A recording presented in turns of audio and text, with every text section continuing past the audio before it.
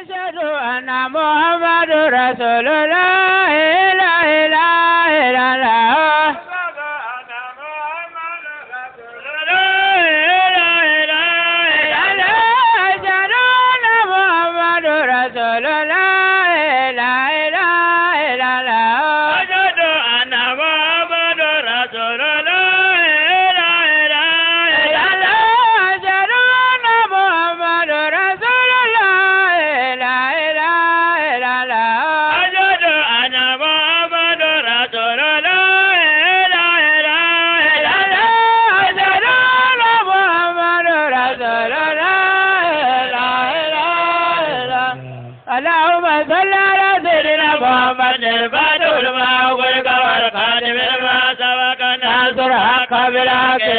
ولا لرسل المستقيم ولا لأقل وبداية الحمد لله أم على تنو بجمال ني جانفي كالو تلم وأن وورو سامبا فلا أن تا أن سيغي ويانسر بوجودا سويا سكتر فنديرا جافر نادي نيو ni mununa ka ansoro ya Burkina Faso ya o kɛra CCGT Simon CCGT ala ka baraka do CCGT ra amin amin amin an b'a fɔra le ko ala ka baraka do ara n'o tɛ mɔgɔ t'a fɔ samaden ma ko ala k'a bonya ayi ala y'a bonya ka ban o kɔni parce que ale wolola ka ban a dugawu minɛ nin b'a la a bɛ bonya de a bɛna bonya de a tɛ to fitinin dɛ comité culturel de la association des trois testaments ala kira nana mɔgɔ b'a ala kira nana ka kalo caman tigɛ ko kira nana nin d'a ma nin dɛ kira ma nana kuma caman ye dɛ fɛn kɔrɔ min tun bɛ cidenw fɛ yan a nana wele fɔ a ye k'a k'o ta o la ne bi dugawu kɛ min kɛra n kɔfɛ ne ka muso fɔlɔ banna n kɔfɛ yan a y'u kɛ n bamuso banna kɔfɛ n'u ye n kɔrɔmuso ye ne ba banni ale de ye ne den ɲɛnama bila a kɔrɔ ka to ka yaara n ti n bamuso couleur lɔn dɛ ale de y'a couleur fɔ n ye n nana ɲɛnatigɛ n bɛ ko lɔn i b'a lɔ tun bɛ ta a janya tun bɛ ta ani kaari tun bɛ teri ye o kɔrɔmuso de banna ten n tɛ se ka bamuso wɛrɛ fɔ mɔgɔ y'ale fɔ a ye baara min kɛ ni ko n b'aw fo n tɛ se a fori dan na mais nabi isa gbɛngbɛra yiri kan don min na a ka a bamuso yira a ka kalandenw na ko a ka bamuso b'aw bolo yan a y'o fɔ ne fana taatɔ y'a to aw bolo yan dɔgɔtɔrɔcɛ fila b'an fɛ yan n b'o fo dan tɛ foli min na a bɛ ten olu occupera la dɔgɔtɔrɔso la banni kɛra fana aw occupera la a kɛra cogoya min na n tɛ se k'a bɛɛ ɲɛfɔ ayi mais a bonyana n ma n b'a di ala ma ala ka lɔnni di aw ma amin ka baraka don aw denw na amin sabu ni mɔgɔ den ma baraka sɔrɔ i kɔ tiɲɛna wallahi a tiɲɛna koyi kari ma den sɔrɔ ka ye o kuma ye tiɲɛ ye kari ye den sɔrɔ a fagura ala k'an kisi o ma dɛ ala k'an kisi u ma dɛ den sɔrɔ bariya ka fisa a ye a ka fisa a ye koyi ala ka baraka don denmisɛnw na amin ala k'o kɛ kanafɛnw ye amin CCGT ne ma CCGT ta n yɛrɛ kun fɛ n arrêtera don min na i tɛ kuma ya tugun n fɛ a fɔra n ye i bɛna tɔn nin tɔgɔ la ko CCGT comité culturel de l'association des trois testaments o de ne ka tubabukan mɛn ma se o ma u taara n'i ye maison d'arrêt ra n tɛ se ka tile saba tile fila kɛ n'i ma si ko a bɛna fɔ n ye kana ɲina tɔgɔ nin fɔ kosɛbɛ mais n'i nana fɔ o bɛna ban a bɛna segin ka na laban o de kan n'a m'o tɔgɔ lara a ka tɔn tɛ tɛmɛ ayi a dun kɛra ten n'o tɛ a ma kɛ komi sigi ka miiri tun don dɛ sigi ka miiri tɔgɔ tɛ dɛ ka tila k'a kɔrɔ fɔ n ye a sɔrɔla cogo min a bɛ kɛ CCGT ye a kɔrɔ bɛɛ fɔra n ye k'a ban de n bɔra an y'a daminɛ fana min kɛra yan ni mɔgɔw ka se ka sɔn a tɔgɔ la a ɲɛmɔgɔ caman b'a kalama kosɛbɛ a bɛ ten anya ke jojo ko ay ko ka tawara la a chama ba kalama mais comme histoire yi fendo yi ni ko bi histoire fo ni ma ben hakili ma o ba ka créer parce que ni ya ko ka alu fata o te be jo ne ya ba ka créer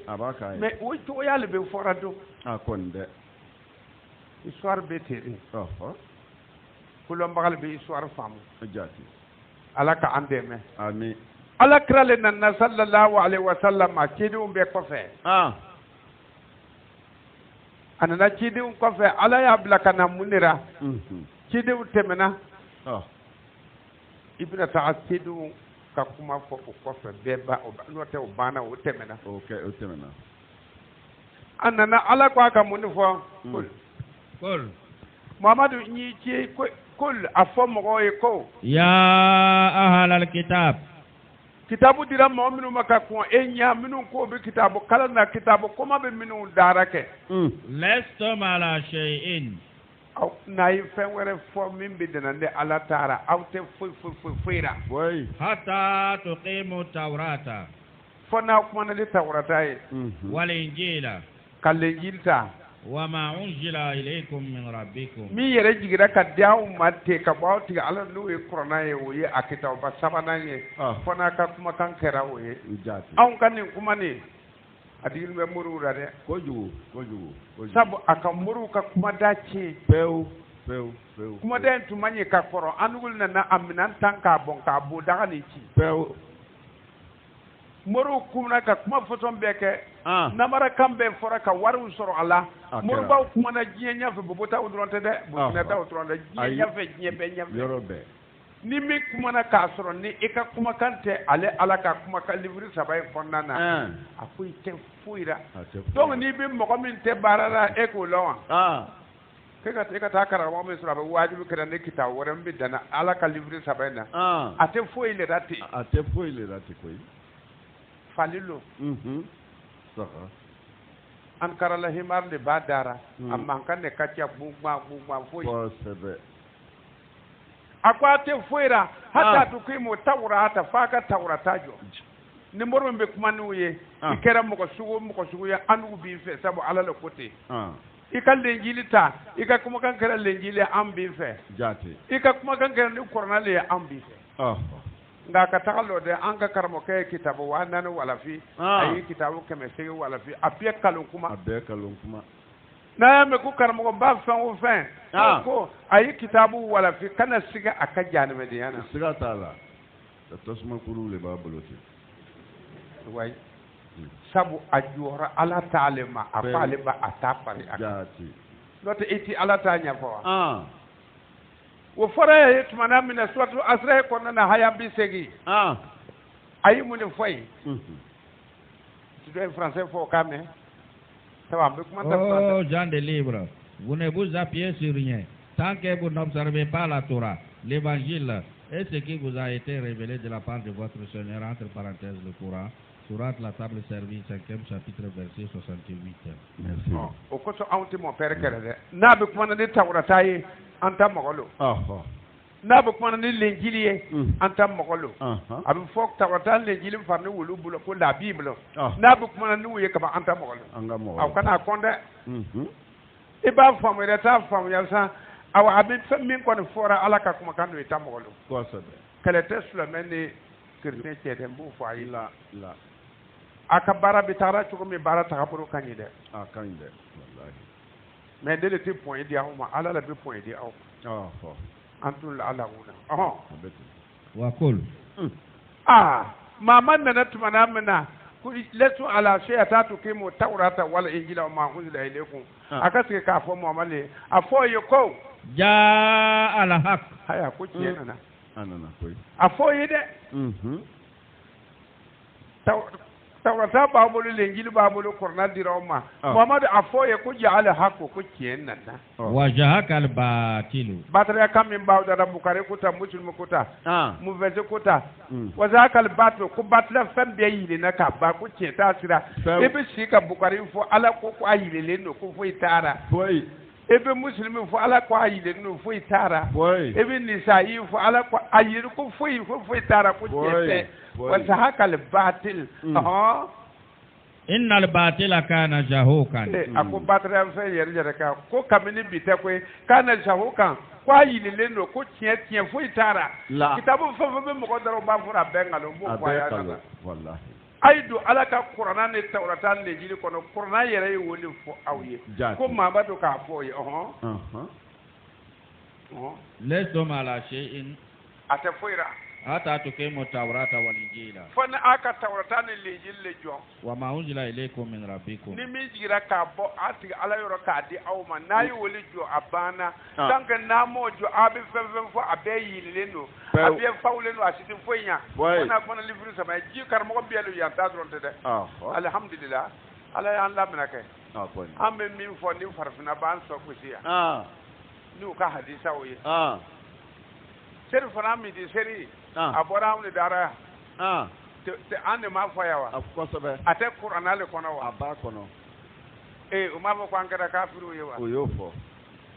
to ko midi ko jane mele bine nekiru wa tira ko ma ka seri wa o yo fana fote ni na kai donc ni jane bine nekiru de ba kono fa ka ne nekiri ka ka wuri ka ne sore nta kan derle wa ko Faka fagale akan be derle do yu fo do ko ko ni bi ser midi ko yeke de ka manye ti fen soro o kote do ere be wulu yete serra wulu bi ka fen soro di spien na kana ka me letri malaba ka bo magan kana duma a mo ko baw be la jenu ma ko ka ser midi wa ya du na le do abei letri bora magam masafa kana duma awa afleni ay seri midi de sebelembe wa o letri bo fe abei o e mun fo akala to jafar du kan yede to te o le banka fo ko lu ka ko mal anu ka fo ya qur'ana kono na soro magam masafa be ka kuma ne qur'ana abi o le fonata abole foda ngalu e tieti nyon dando la imaye wotuma na uyu fo bila anko ka hadisa to e ma fo ti sonwa me magam masa ko to de nyina ko because sambi wolo ngula dinati be ko ka bla o to yara don o kana nanai to yara because ka kon nya sambi wolo ngula to be ko ka ta o to yara bisu wati ya to hadisa o tutei o tutei o ya to hadisa ko lo tei ai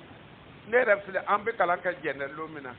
ambanga kalana tumana mina anti tibukare ko kalama anti muslimu ko kalama la anti be min kalama ko loka ka afukan fokanya anti bole kam abana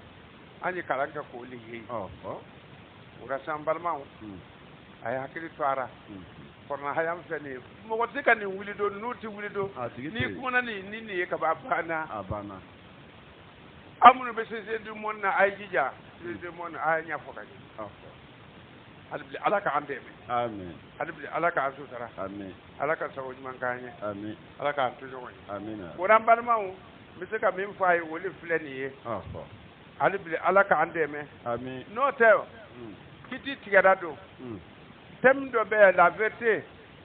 de satan bama ka tiens kele min fo chembla me lara nanga tla kuma una abinu na yere akat katilibin ke mo jo abo ke dre allo ka se tana be yere katilibin ke mo kiti be banin ko min ba le fe abafo mo ye ko se aka défendre mémoire le boy olo le son labano pour que nala bi mi na ko na kana le se ndo ara ayi mun fo rado ka famu anana kana fo surtout fatir kornana tana ye kornale kornala kuma na ka si la vérité est venue, l'erreur a disparu, l'erreur doit disparaître. Surat le Voyage nocturne 17e chapitre, verset 81. Merci. Fatir. Wa Ibrahim ta haya mu ga anikele an kafile kitana ka tsikuru mbakala au kamme beki hakili to ara kitabu tigi bebi jeni kana sigara fe hali ni sigara duni ina tega bi boera lahara o beli bi jenna ko sabe atigi numbe jeni kana sigara fe la kana siga ko hadisa tigi ta jeni kana sigara fe la ni lare ka korna hayana kana sigara o bi jenni muni muni forei nasira sitana bina yere abina discours ke défense am moir abina ke akubila mun fo Ibrahim aya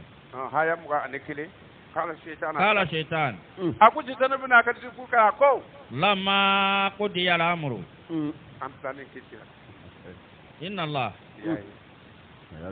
Angaka mimbita erjina kono ulu urlembe uka banguru urlembe ubitara nanye erjina kono jani me do fana lonbe tasuma bi manana bigi ko ulu ka soli be oye sitana ba fo ay lon na yere kan yere bo abena eddi defensa memoire ke udu abidi dikur ke benyana jati tane kodi inna Allah ako ala wa'adakum wa'ada al-haqqi ina wa'ada la yahqun da ako alayi wadu ke awye cien yere ka wadu alayi kitabu min di awma ala ka wadu le boye akwa yi cien yere di fawle wa wa'adtukum nde fana yere kanta wadu kawe fa akhlaftukum nele ye awbu ala kodo fa akhlaftukum nele ya to alu bora ala yere kodo ne yin ka wadu ke faye ala ya take cien yere leka nga ne yere amma bu kwale cien fode ne ya kele ka awbo ka fu ala ko ajati ko ne ya ke wulo ha nu lo sira kitabu tugo bi lo ko forna direma ibu kalana ina na wuri ko elibe kitabu do wala fi ko bo do fana na ika forna kala iyele mena ka tuga mogo ka kitabu na buru la ka tuga kada la ka dar ni muslimu ni abu dawud nu ka tuga ulu kala ifa ka tu idi wole rawa ifa ka idi ko ka ta kala ne wallahi ele tar ifa ka wadu min fo yi tara usaso ka tu kitabu ko ngarana abo agent of len wo kuma be fo fian wo ya so jama kuru flat lana mo be jani me denyo tasuma manani be minu ernya denyo wotuma ernya da yer be ka ajira auna wa ma kana li alaykum min sultanin aku dalutu tende buruka be aw kan ko ya wadu duro ayisra bla ne ya yirara ay nita ana hera sura wala kita wala sunu bu warle sura ala do woli fora aw ya ayisra bla ala ko ni ne ci ergina sira le ne na fa nyana dongo ay ni fana ke ay Isra bla katande tara a otmana ako ni ya volta tanay fala talumuni akana ila an da'utukum fastajabtum li akwa kana ne jarki de ya do bebe chetan ne jarki ya jibe ku jibla mi ne setani da ko sabe ele be jone ferda setanai ili yere bi se ka yere maka kai setanai sigata Allah ngwa fora kuni ya alaka srabla woli be kai setanai odo no de ngu setan tu be mere ko kera le atumbe me atubi fitrin wala wule kera wa kana min le kera firina atubi fitrin wala wule kera kan tu kera ka ala so fitrin wala mele ko mo tu tora hakla bo ko yere la de setanai tu bo lu ko sabe ayi anana an fana kan tugaina kana tuga jatin mina usubila mina shitan rajim ka atwe kuna ko mawune ba kuna no itre kenyere shitan ale alelo ama foi kwa ka ta ya fa abata yorom na ma yi shitan alu alelo wa shitan akoni kana doye kuna tuya fa san ko so alako akana misirku ka de furu o kana na awsa maka ta na misirku ya da ayu yorom famu ta nai ila an da'utukum fastajabtum li ila an da'utukum ne matuma warfo adaye ne welni ke nawo yedron fastajabtum li aka ne jabi fala talumuni aka ne jarki ya de walumu anfusakum ha ndi si sana peren ku kan yulu ko sikana ne jarki ya da habita ra jenni ni mo kana ne jarki ya sigata Allah aya yere kun jarki ma ana bi musrikikum ne ta ka garanti ko wa ma antum bi musrikin ayere tin ka garanti ko mo garanti mo kana to wole de mo ti nyama ni sira juye inni kafartu bima ashraktumuni min qablu ni kuma en bi follow muna wo yasro kitabu tugu bi amina be ko sikarra to o tara tasmana le de o bita ani ni hadisa tu be fo metiru ra mu ba na mu gbeliya afo baga anana mu gbeliya baga be be mina ko sikarra o ta ja no me kono sigata Allah ne ta garanti out ne garanti akoi nti lo aw jigi ko ratu lo nga jigi ko de la mo bo ti kana ne jarki ya tugu de ya lo jina be be sitan ne jarki be ba jarki kake kuma sitan le ya le bilara ku sitan yi daga sitan ke ne etu ya yi wa lo ge juman ti ba kana banji man ti bara fugula juman ti ba kuna etir kele mi daga o de sitan ne yi wa jati woni mi daga ku kala la wudu dabla wa ko si ni ba ka ko iti war soro dorma kele do tale yere apoy ta fe wallahi nga de bizan do nam fa do kulu fate korba ba ko nale kon ma sa fiu ban wuti war soro ngo fana do be jimane tu kwa ya fa tu ko mo ko no ko sram fe no de ko se ngula lo tu kura de no ko hon war ba le yere fa ko ko ita fa ai adu bi sramuna nalu ma war sura tuna fara le kai wa abe de ka fa na yi wa alba wun ne gara le kawo hasilita nuta ta fuira no fa ka tumbara atu war le soroka fo wari ni ne masa atu do sura do me kele ta yere alu yerle bale dumuna ai dum bo akunna ya ka gerze ga jini ko fay de besan gerze ga jini ba te mo ko nyani ni ikana mo ko mi ya bi mo ko nyani ni na ke gerze ga tina na nyahere gerze ga jini ba yere te no te tam te mo ko gerze ga jini ba ka fe ko mo wara nyani be yere ka nyale ni akanya inna zalimina lahum azabun alimun ako minu be dibira ako jangata bale boyere ala ka ande lorsque le décret aura été décidé le démon dira Dieu vous a certainement fait une promesse vraie tandis que je vous ai fait une promesse que je n'ai pas tenue. Quel pouvoir avais-je sur vous sinon celui de vous appeler? Vous m'avez répondu, ne me blâmez donc pas, blâmez-vous vous-même. Je ne vous suis d'aucun secours.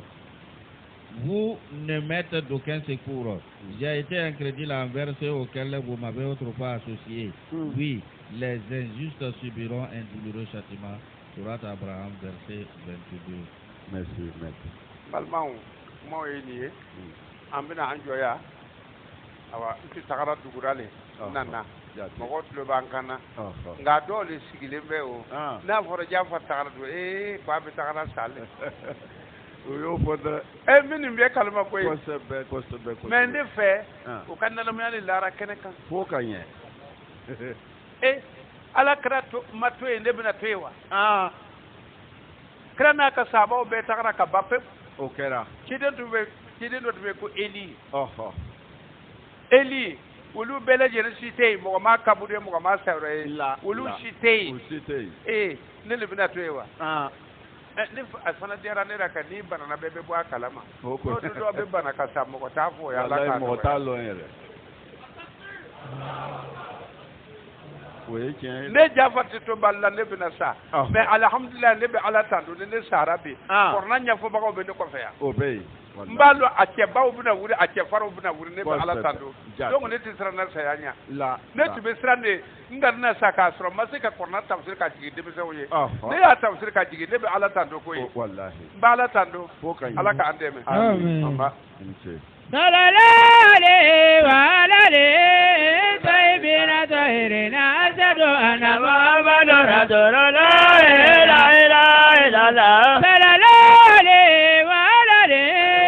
taibina tahirina asadu ana Muhammadu Rasulullah la ilaha illallah asadu ana Muhammadu Rasulullah la ilaha illallah asadu ana Muhammadu Rasulullah Anna Muhammadu Rasulullah. Alhamdulillah, mbe ala tando. Ala mi ne di aw man ne ka to ka korona fo. Ala mi aw di ne man ne ka to ka korona fo aw ka to ka ne. No te beta soro de. La. Donc an ka ala tando. Wallahi. Masami ya nya mari fo an ka tu ala kra ka sira yere ko tu ye CCT comité culturel de la génération des trois testament ambe ala tando fo kayi amata ka dugu ba warra kara Burkina ya ne asabo do bina fo le ko dugu bate ko na ti kera magani ala ko ale ba ka ci ya bla yoro la min ka de ay aya bla ya le min ka de ay no te ay ne fati se karmo ye mbate karmo ye ayi anu ti banga ju sondera donc o fana te basi sabu kraire fana te be ju tigile wole dabla rappe ko nanane ala kaba ye donc o tuma o fana te basi ala ka andeme amen sikana jueta lonta ma imi sur apotron ala ka andeme ala ka baraka to sisitera komi baraka koro amba kuma fole ni ay mo ko ta donge ba buru korta ibi kaka encourager le kwa ka donke kanya not not ndake kanya yete sina kuru atake sisite de so ay jijade ayaw tesri na be korna ka kuma fa kana sigara la akana dute ara ne kera fe waju fe ye kaba na asro woti bite ka tigu fakati ne titike tugudo akonde aba kalama ala ka odeme amen sire so akabara la kwa mbe ala tando jati al fatiha amba karna sunatli ala ka duwa minama amen anu ko bi bismillahir rahmanir rahim ko hansirane ala ta'ala ka to baraka mai antara fo alhamdulillah ko ambe ala tando anyu fo antara fo ihedina siratal mustaqima be kan haye me kanya de ala an kana kata sirama mitlelendo ni yayi ele bare titlina kasoro ele yiwuye ku kolu ne kungolu be wure ele kunati ajati fatiha ndu wama mena de amamina ma ele ma fo ihedina siratal mustaqima wa ko an kata sirama mitlelendo bo mogo bare lol du be ka jarkile itlinte chugosi ikanga loko duwone mamna ele amamina ma eko siratal lazina namta alaihim ko mo ga tagasra inema kaminuye aduna ala kra dara ibalo yoro ko kra ko yere bonya dara de atala fiu yalo mo bara lunde ni ka fa kraye ni ka bo ala kraye ni ka fa ayu kon fo me ako mun ka bo kraye de krabbe wulule kallo horoma nyina o kanye eti jati mina kawa ko siratal lazina namta alaihim kuma ka takasra inema ka minu ye ando usraka nabi isa o nabi musa o bela jene ka takasra ala neddu aka aludu ko isa may mo pere amanye mamadu dumba anyin naw ko isa to be na ko ala ka dowra o tewa me abu mu wara le fetmu dowra ko man kan ka yi aya yere dogo ya ka son ala tamma alu fonta yere dogo ya ka son ala tamma sawa o konde ti fa ni mo pere ka kere la ntif aka kare kulun kai afati ye ni manye a sebenin beya me na be kuma ay hayan durside jati ka ni mudu dursu ka yoro yire a sebenin beya korna te ka bonai jati shaidu ya fa ya ku korna ka au posira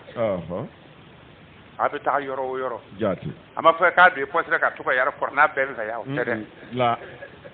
afo ibafo abi ni suronno abi ni nimuru na ko sebe abi sa ko si yere kona babo ka yire la ni sonna ni ti fa ka magara fan ambatu manga wertara ala ka andeme amen al-fatiha bismillahir rahmanir rahim amen اللهم اجعلنا من كل هم فرجا آمين ومن كل ضيق مخرجا آمين وانصرنا على من عادنا آمين واجعله هباء منصورا آمين ربنا آمنا بما أنزلت واتبعنا الرسول فاكتبنا مع الشاهدين اللهم صل على سيدنا محمد صلاة تنجينا بها من جميع الأهوال والآفات وتقديرنا بها جميع الحاجة اللهم صل على سيدنا محمد الفاتح لما أغلق والخاتم لما سبق ناصر الحق بالحق والهادي إلى صراطك المستقيم وعلى آله حق قدر ومقدار العظيم على قدر منا